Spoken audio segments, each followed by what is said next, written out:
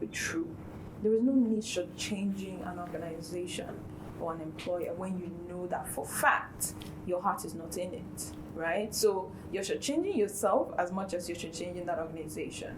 So while we say that people can stay in toxic workplaces because they don't have an option, right? We need to start to build skill capacity to be able to be in places where we can only give our all, right? So because to be fair, we think that we don't have options until that's the only thing we can do, right? So I'm happy to stay in places, and I feel like loyalty is, I don't think it's something that is conditional. If you're a loyal person, you're a loyal person. And why I say that is, if you get to a place where you can't give loyalty, you'll be able to say it, right? And leave. Because you know that it's not in your nature to be disloyal. Right. You get what I mean? So you're not just going to pretend your way through, because that's not who you are. So what I would say is, if you know that that's not just you, it's creating, what's it called? You're sure you've done all you can to add value or try and be loyal, and it doesn't work for you.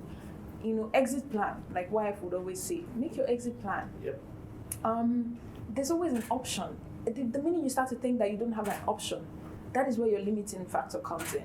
But as long as you know that if this place is not working for me, I want to leave because I don't want to be in a place where I'm not giving my all. I'll give you this instance and then and I'll answer this question. I once had to suspend an employee who was not functioning properly in his role. So he was a salesperson but wasn't bringing in sales.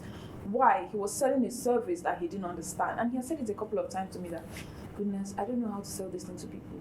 I'm asking him, why are you still doing this? He said, I don't have a choice, I need the money. But out of that frustration, one day he got into a squabble with the driver and they fought. And we had to give him, a 2-week suspension or 2 months without pay. Do you know, in that 2 months, he went home, tried to look for something to do, got into agriculture, and made his salary in 2 months. He came back and resigned. Now he's into agri and doing it with all his heart.